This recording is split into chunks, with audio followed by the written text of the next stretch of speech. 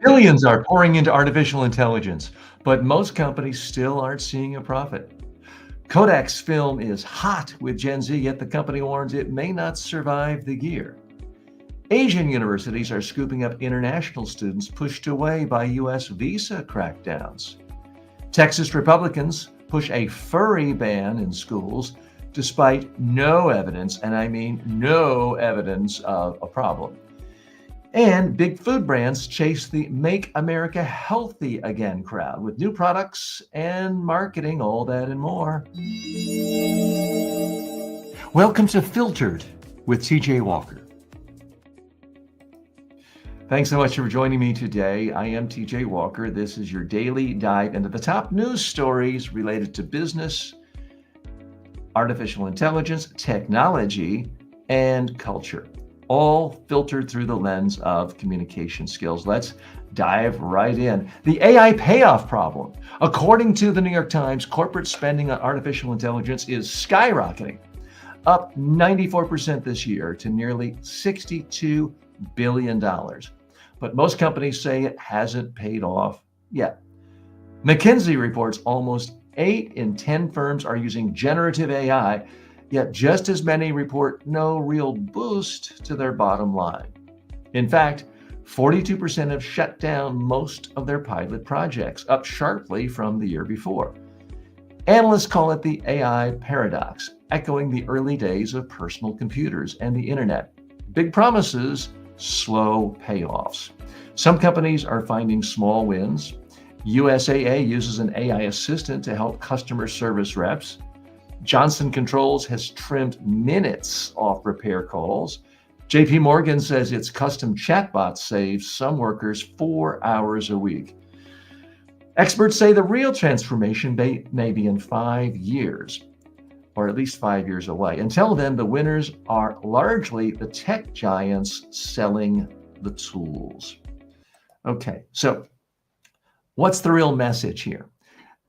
The idea that AI was going to make every company rich right away is silly. That was always a fantasy. When you look at the history of technology, whether it's radio stations coming up and getting radio license, or TV stations, or automobiles, it's always the same story. Thousands of people rush in, most, sometimes 97% fail. They go bankrupt. But the people left, the winners, oh boy, do they thrive. I think that is exactly what's going to happen with artificial intelligence. Now, let's dig a little deeper. What is different in this particular gold rush with all the billions spent on AI is you have pure tech companies that are selling the picks and shovels to other companies.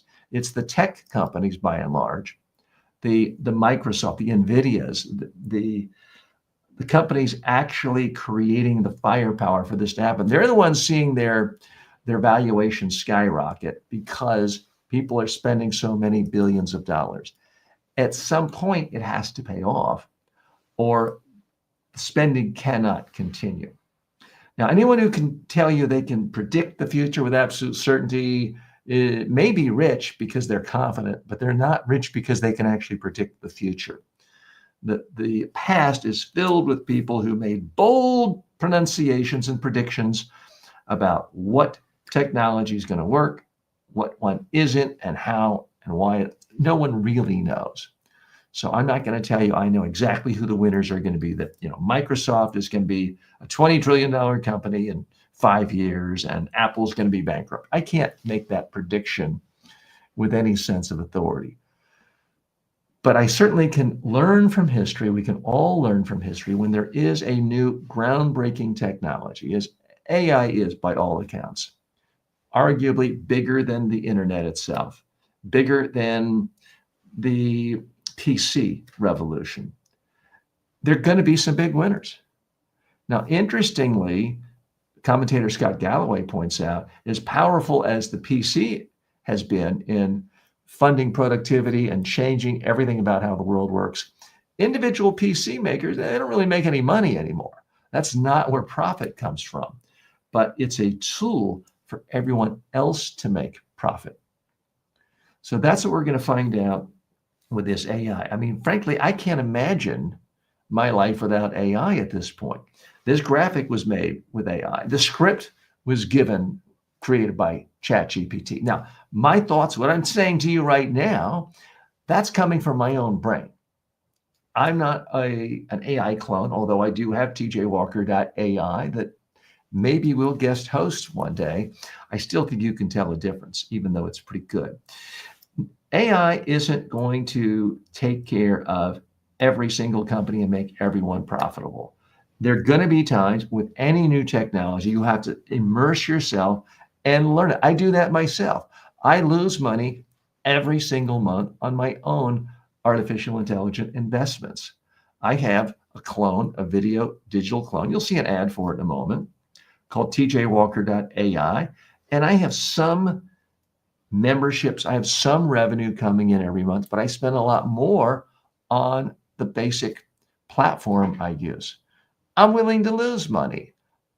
Any serious business is always willing to invest today. You have to spend some, if you're a farmer, you have to spend some money buying seeds before you ever get to sell that wheat or that apple in the marketplace. I mean, that is the nature of capitalism. It's the nature of business.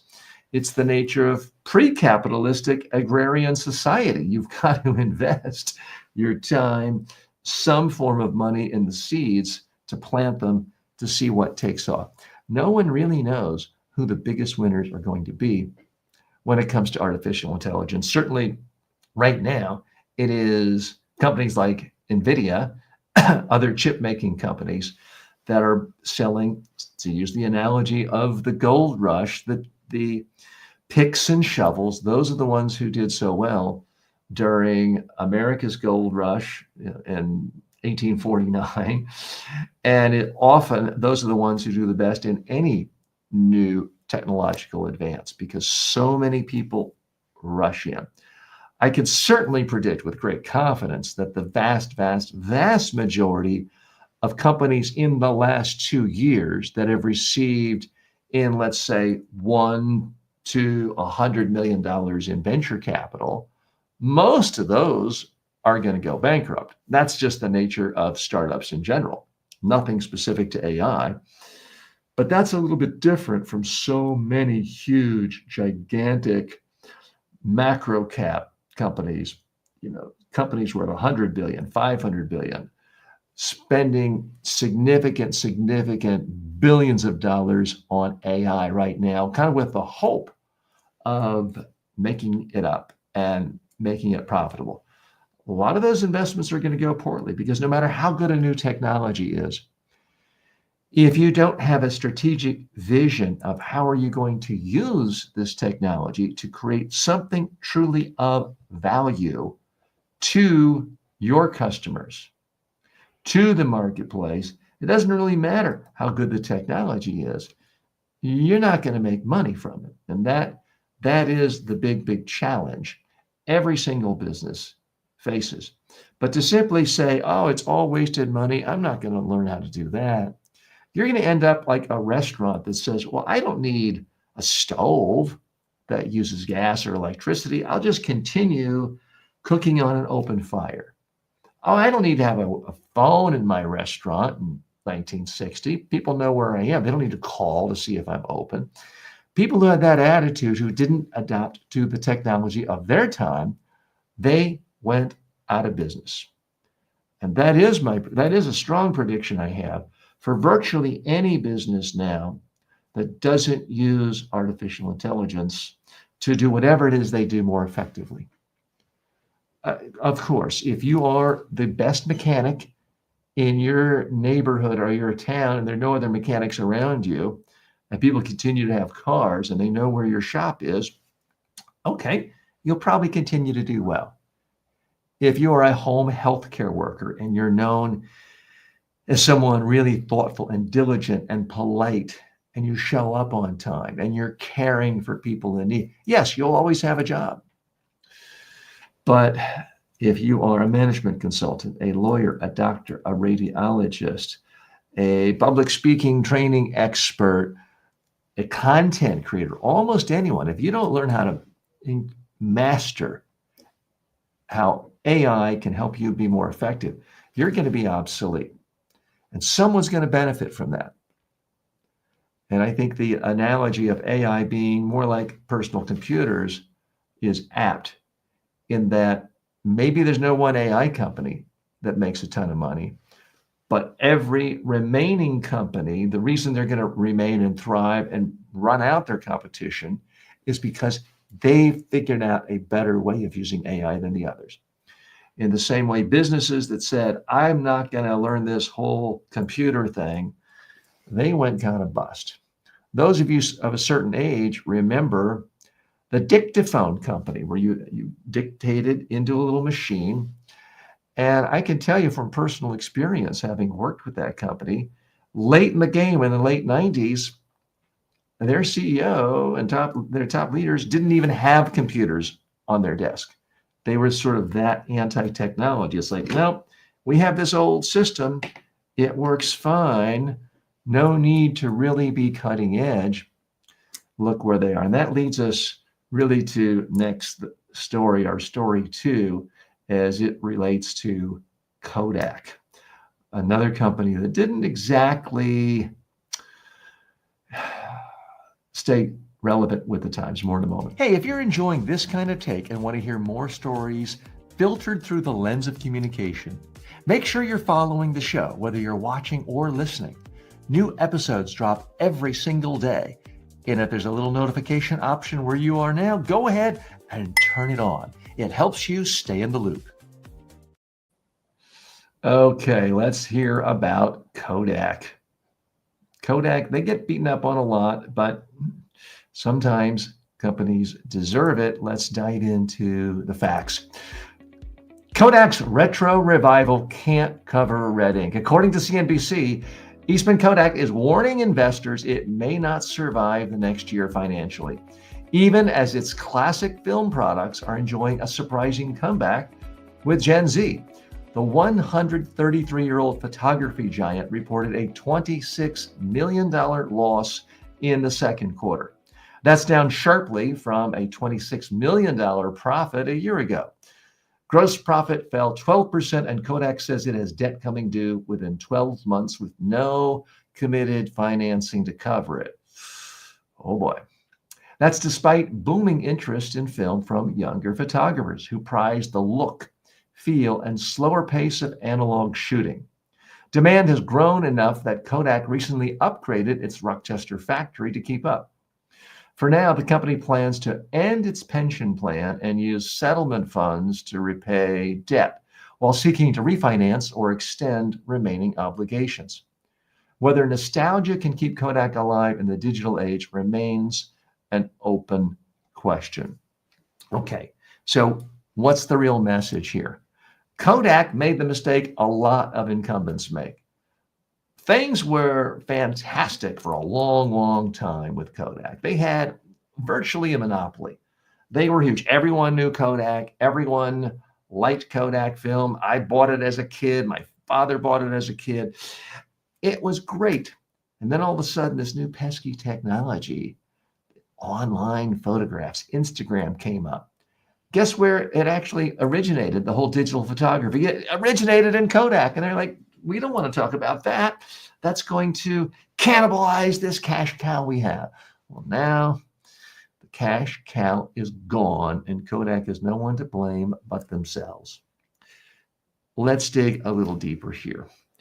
So when you look at the history of Kodak, at one point they were worth $30 billion. That's with a B, $30 billion. Today, they are a tiny shadow of that. They oscillate between $430, $440 million.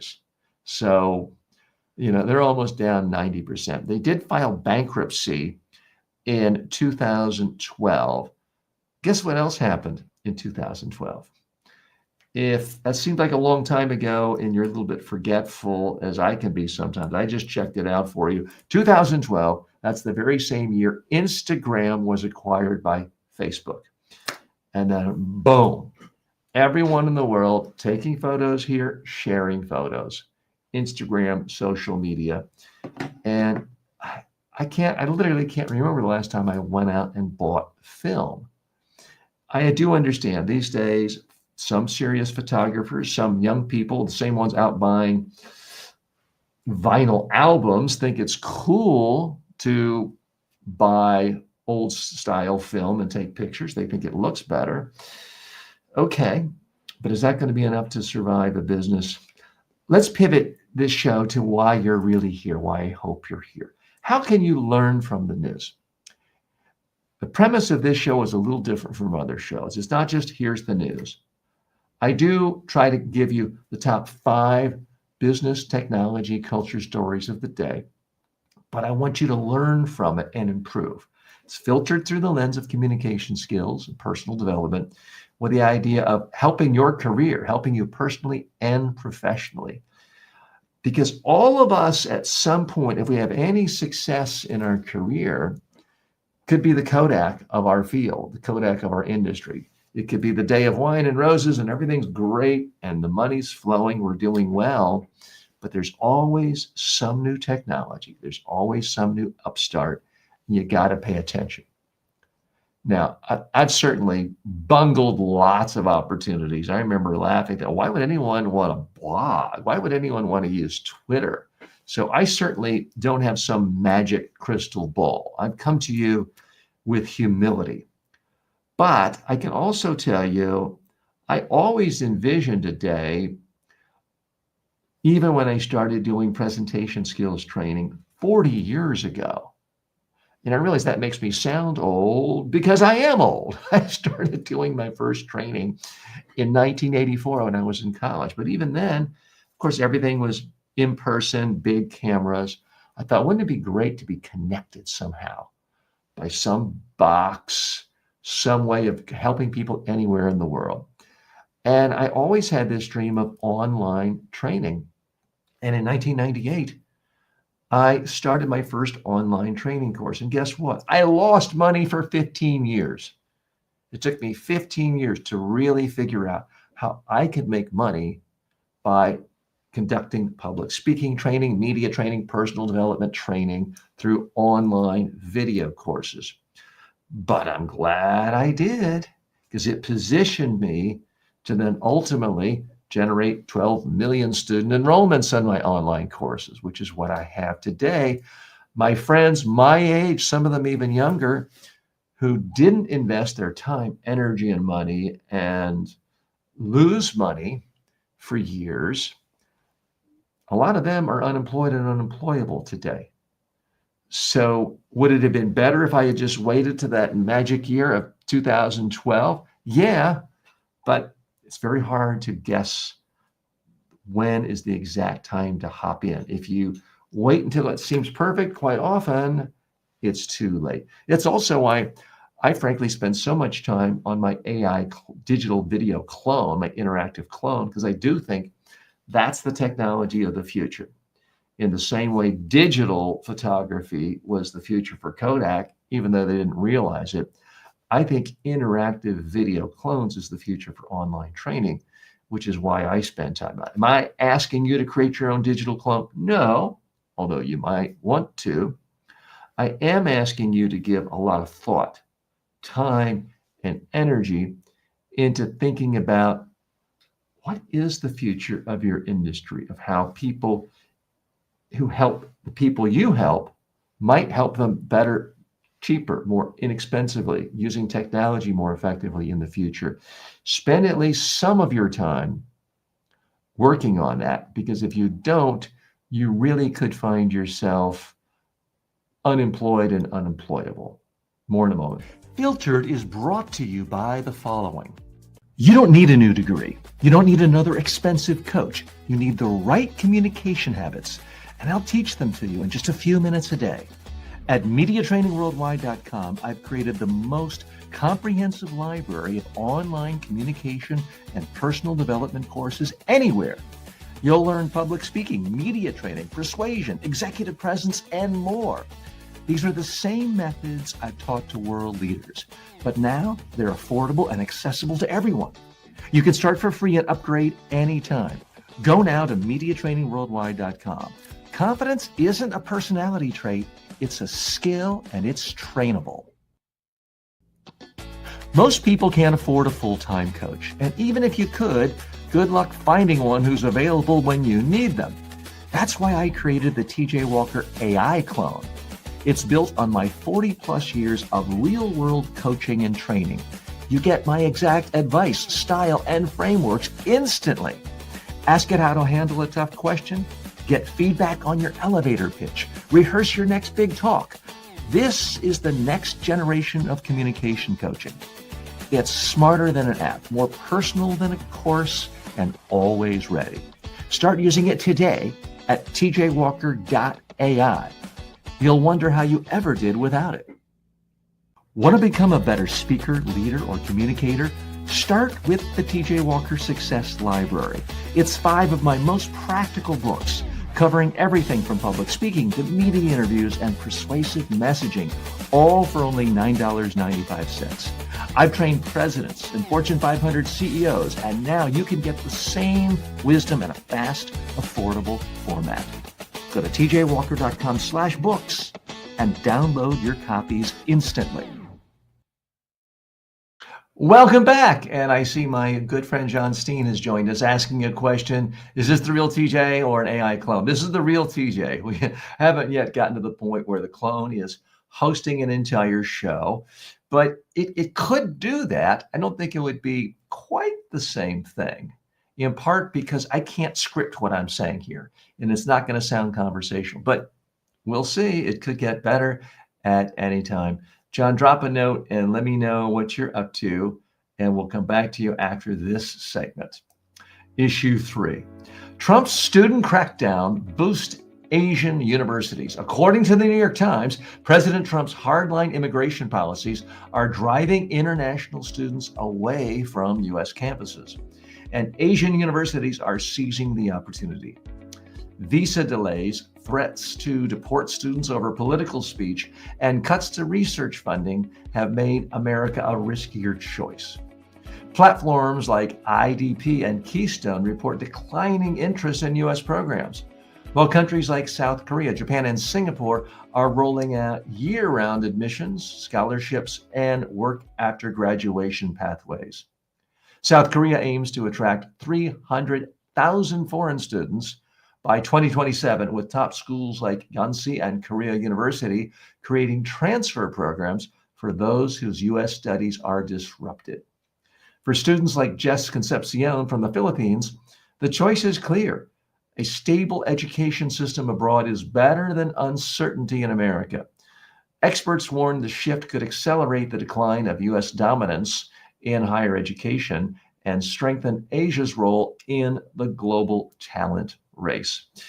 This is disturbing at many, many levels. So what's the real message here? The message America is sending the whole world: hey, best and brightest, don't come here. We don't want you to send the smartest children in the world, young students, to America to learn here, share their expertise with our students, and then start businesses and make America richer. We want to put up a wall and become isolated and reduce our income and reduce our economy. That is the message the Trump administration is sending with this crackdown on foreign students. So let's dig a little deeper. I can tell you my own experience in college, even though it was 40 some years ago, and there were not as many international students back then. Some of my most meaningful relationships and friendships were with people from other countries. I mean, college is the perfect time to learn about other cultures, other people. If you're going to college, no matter how nice and how sympathetic the people are, if they're all just like you, look like you, talk like you, same language, same religion, same core beliefs, it's going to make things boring and homogenous. You're not going to get that cross-pollination. And it's economic suicide at some level. You look at the top companies in our country, it either came from immigrants or the children of immigrants. Let's not forget, Steve Jobs is the son of a Syrian immigrant. And when we're telling people combination of we don't want more immigrants and we don't want foreign students, it's craziness. It's absolute craziness. It's also anti-business, because let's face it, American universities are a big business. Now, most of them are not for-profit businesses, but they are huge, huge, huge multi-billion-dollar businesses, these universities. And you know who pays top dollar to subsidize a lot of people in America who look like me and you, perhaps? Foreign students. The foreign students typically are paying full rack rate from state universities and private universities. They are, in effect, subsidizing American students.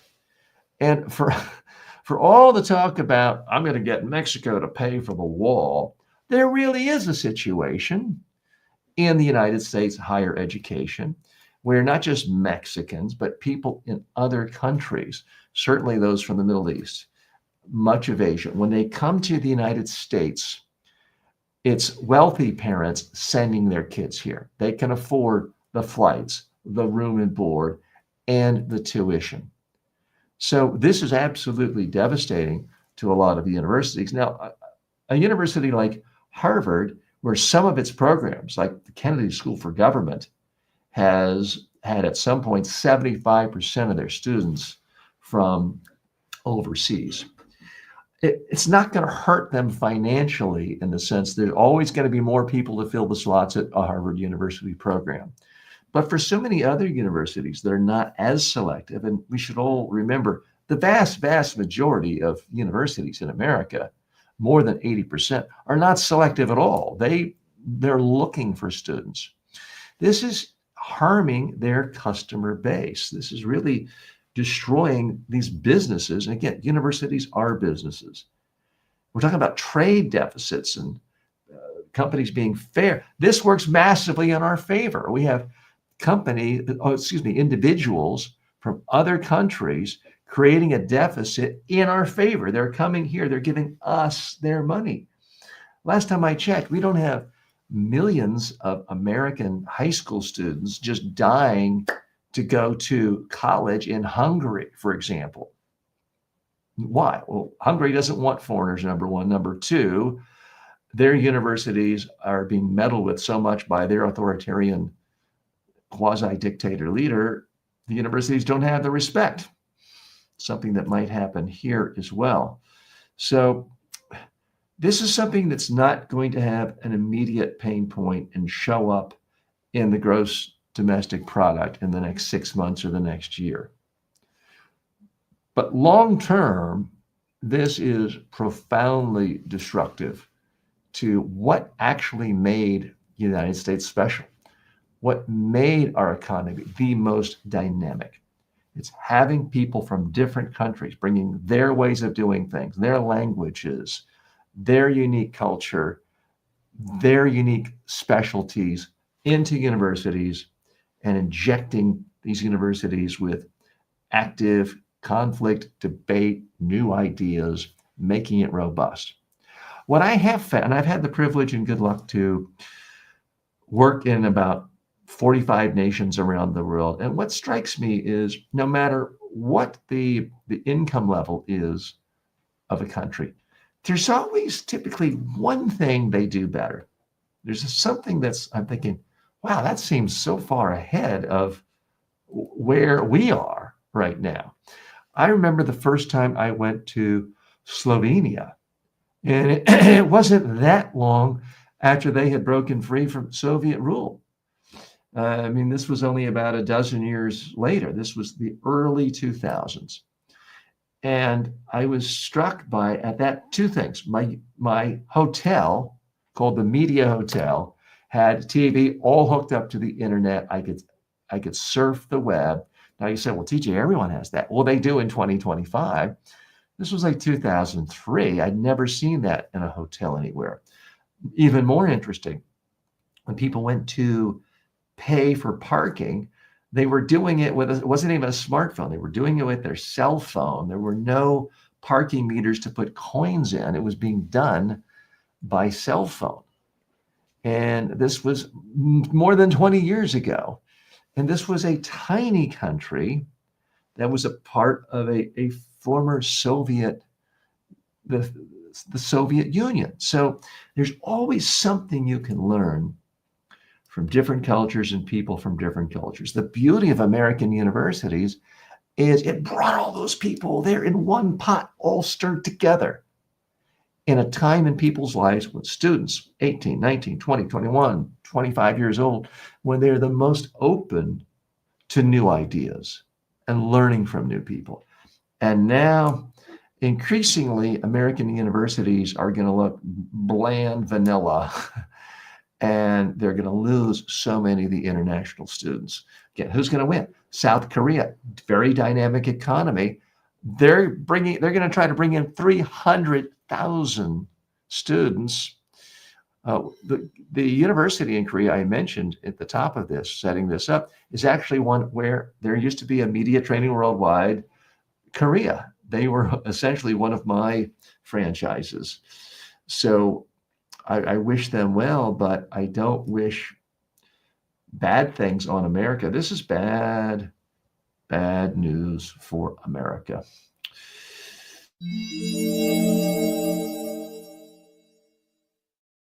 Okay, time for more news, this time from Texas. Let's take a look and see what's going on in Texas today. In Texas, Republican lawmakers for championing limited government and local control are now pushing a bill to ban students from pretending to be animals. You heard that right. State Representative Stan Gertis introduced the Forbidding Unlawful Representation of Role-Playing in Education, the Furries Act, which would outlaw non-human behavior in schools, from wearing tails and collars to barking or using litter boxes. Gertis claimed schools were catering to students who identify as animals, but under questioning admitted he couldn't name a single example. Smithfield's ISD superintendents confirmed there are no litter boxes in the schools and that students behave like typical children. Democrats blasted the bill as a conspiracy theory-driven culture war meant to smear public education and promote vouchers. Governor Greg Abbott endorsed the measure, telling pastors that parents should move their kids if they're distracted by furries. Students could face suspension, expulsion, or juvenile justice referral, a striking departure from the party's traditional focus on personal freedom. Okay, folks. So, what's the real message here? Once again, we see Republicans, the right wing, they've been hijacked by extremists who are looking to create something out of nothing. In their bizarre, twisted fantasies, these Republicans think that their schools are being overrun with kids who are pretending to be, I don't know, chipmunks or gophers. But when asked, can you find a single example of this happening? The very state Republican representative who introduced this legislation said, nope, can't find a single example. So once again, we have a solution in search of a problem, and it's meant to distract you. That's the bottom line. So let's dig a little deeper here. I remember, a little disclosure here, folks. I grew up in a Republican household. Both of my parents registered Republicans. I never heard them worrying about furries taking over our schools or children pretending to be chipmunks. Why? It wasn't happening then. It wasn't happening now. In my own history as a voter, I proudly voted for Rudy Giuliani for re-election for mayor in New York City in 1997 because I heard him talking about real things, making the city streets cleaner, getting rid of the squeegee guys bothering people, making crime reduced. These were real issues. He delivered. I voted for him. Now, some of you think, I can't believe you or anyone would vote for Rudy Giuliani. Isn't he a crazy nut? Well, yes, he has become a crazy nut. He's a perfect example of what has happened to the modern conservative movement, if you even want to call it that. he's certainly a perfect example of what's happened to the Republican Party. They have deviated from a center-right party where mainstream sensible people like me could feel comfortable casting a vote from time to time, to a party that is fixated on extremist cultural issues, real and imagined, mostly imagined, so that they can distract you and do whatever they want to do without repercussions, because you're so busy saying, oh my gosh, I can't believe our little Timmy has to go to school with someone who thinks he is a baby whale flopping around the hallways. Well, guess what? There aren't any students flopping around the hallways pretending to be whales. It's all a sickness that is in this mind of the modern mega movement. And it doesn't get a lot of coverage in the media these days because the mainstream media is so easily manipulated into a fake war, like the alleged attack on Sydney Sweeney for wearing jeans, even though there's no mainstream Democratic or liberal commentator or Democratic official who I could see has even been upset about that. But that's the nonsense we get fed constantly. Meanwhile, here's a real state representative using taxpayer time, money, effort, taxpayer paid pens and stationery, trying to get a law to waste money, to further meddle in schools.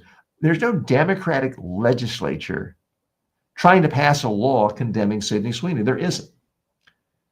So I urge you've got to look at what's really going on if you want to understand what party, what faction in America has become too extreme. Because make no mistake, we do live in a world where there is extremism, and one party has gone completely off the rails, but it's not typically the one that you're told is going off the rails. We'll be right back after this break. Want to advertise here? You better be legit. No crypto, no junk food, no supplements. Go to tjwalker.com/advertise. Most people can't afford a full-time coach. And even if you could, good luck finding one who's available when you need them. That's why I created the TJ Walker AI clone. It's built on my 40-plus years of real-world coaching and training. You get my exact advice, style, and frameworks instantly. Ask it how to handle a tough question. Get feedback on your elevator pitch. Rehearse your next big talk. This is the next generation of communication coaching. It's smarter than an app, more personal than a course, and always ready. Start using it today at tjwalker.ai. You'll wonder how you ever did without it. Want to advertise to ambitious upscale professionals who actually care about communication, success, and results? Go to tjwalker.com/advertise. And no, we don't take ads for crypto, supplements, or junk food. If you've ever struggled with nerves, unclear messaging, or just not being taken seriously, this is for you. I created the TJ Walker Success Library as a crash course in professional level communication. You get 5 downloadable books for just $9.95 that walk you through public speaking, media training, persuasive communication, confidence building, and daily practice routines. This is the same training I've delivered to presidents, CEOs, and leaders in 45 nations, boiled down and instantly accessible. Go to tjwalker.com/books and download them now. Food industry courts Make America Healthy Again crowd. According to the New York Times, the Make America Healthy Again movement is reshaping grocery aisles and menus, and food companies see dollar signs. Walmart has rolled out better for you superfood sections in 3,000 stores, featuring products like chia seeds, lion's mane mushrooms, and Morgat drink mixes. Chains from Steak and Shake to Daily Harvest are swapping ingredients, are creating Maha branded collections. while PepsiCo plans prebiotic sodas and chips free of artificial dyes. Produce growers are using MAHA-friendly slogans. Before there were pharmacies, there were farms to promote fruits and vegetables. But companies face a balancing act: embrace MAHA and risk alienating critics, or ignore it and lose market share. Even longtime health food brands are under heightened scrutiny as consumers armed with online claims demand transparency. The payoff is uncertain, but as one industry veteran put it, food is the only bipartisan issue we have. This is really a moment if we play it. So I've got some mixed feelings about this one, and that's okay. It's a complicated world. What's the real message here? Yes, we do need to make our food supply healthier. And too many Americans eat nothing but garbage, highly processed food. That's why we have a SAD diet, the standard American diet. So if this administration or any administration can say, time out, enough, let's get rid of the garbage. Let's get rid of all the processed carbohydrates, the artificial sugars, the processed sugar. I'm all for it. That's great.